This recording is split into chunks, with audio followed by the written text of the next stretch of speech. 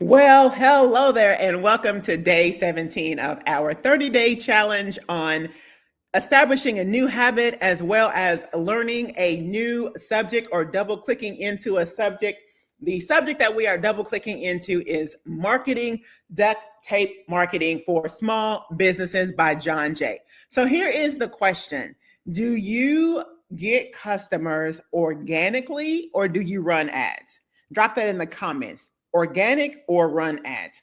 So I don't know about you. So once again, thinking about personality styles, personality types, as I've said before, if we were going to look at personality types based off of the personality of a pilot, an air traffic controller, a grounds crew, and a flight attendant, what would you be? Drop that in the comments. So for me, and I've said it before, I would be considered a pilot. And here's the crazy thing is growing up, I would say that I'm slow. Like if you walking with me, like I'm looking at the scenery, I've always considered myself as being slow. But when it comes to doing things and taking action, I can be very fast. So in terms of a pilot on an airplane, like we got a destination, we have someplace that we're going, like get on the plane and let's go. I'm not talking about, and I'm not thinking about all the little details. I might miss some details. I'm the person who reads the coupon and says, I'm sorry, excuse me. You overcharged me. My coupon says it's buy one, get one free. And they're like, no, ma'am, it says buy one, get one, 50% off. And I'm like, okay, thank you. That's me not paying attention to details. And the crazy thing is on my resume, I would say, and not lying, just lack of self-awareness. This could go in a whole different direction. But if you lack self-awareness, let's talk offline about it because I can go in a completely different direction, but I'm gonna stay focused. I'm gonna try to stay focused.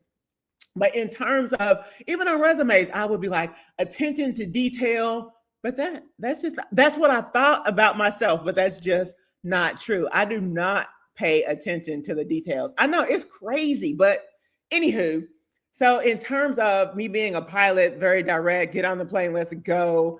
And obviously I need some air traffic controllers in my life to help me with the pace, to slow me down, to ask me the right strategic questions. What does this all have to do with marketing? Well, I was asking, are you getting leads and generating customers organically, or are you buying ads? And so to bring this full circle is from a pilot's perspective, we're like, what's the fastest way we can get to the results, right? That's part of,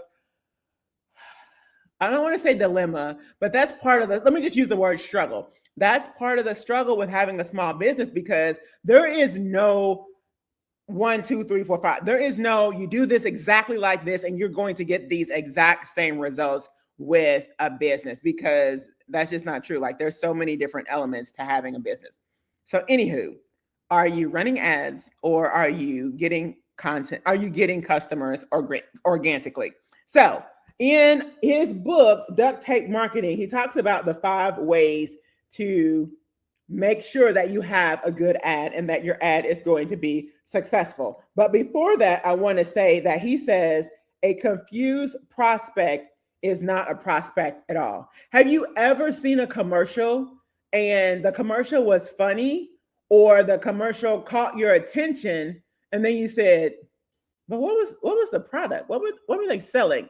If people are saying that about your ad, then your ad has failed, right? And I feel like we see that a lot with Super Bowl commercials. Like with Super Bowl commercials, I think it's just the intrigue of it all. But I feel like Super Bowl commercials are really bad about that. Like, who is that commercial about?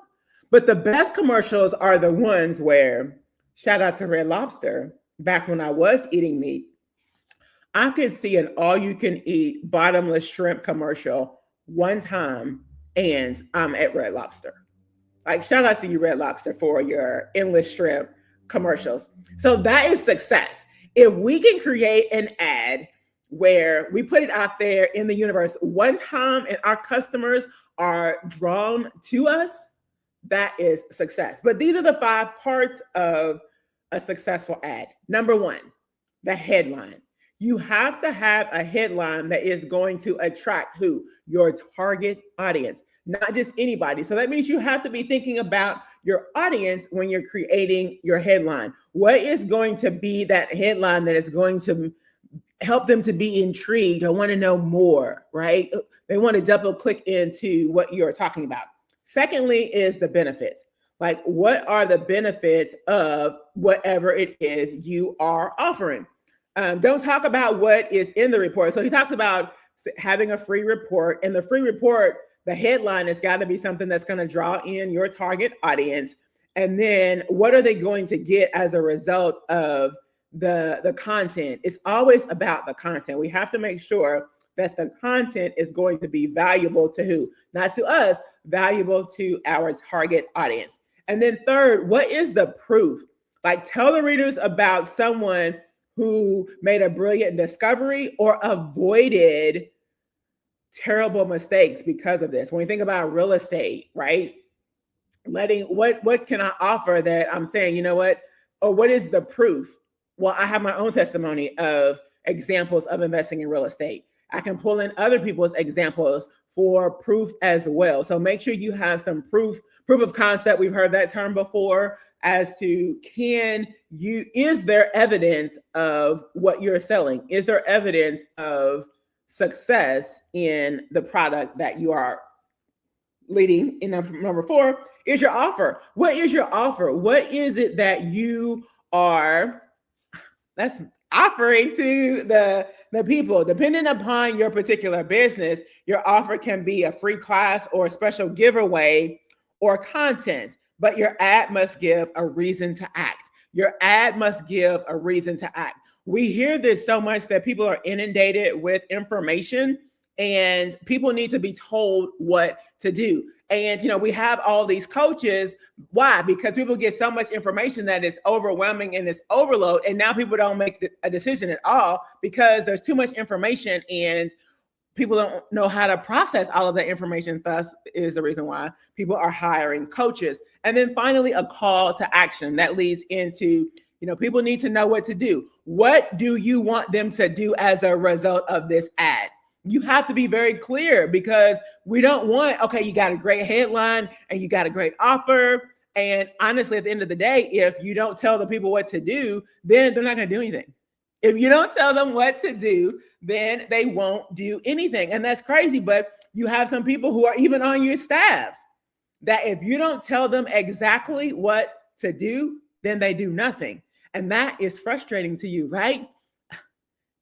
Let's talk offline about the types of people and how understanding their behavioral preferences is going to help you to communicate with them so much better. You're going to understand yourself as well as them. And then your culture at work is going to be so much better. So that's all I got for you. It's day 17. But remember, the challenge is to help us to ultimately have a lifestyle of new habits, learning new things. This is not just for 30 days, but it is so that we can establish the habit so that we are people who learn new things. We are people who establish new habits, right? This is our lifestyle change. So thank you so much for sticking with me for day 17. Until tomorrow, day 18, enjoy the rest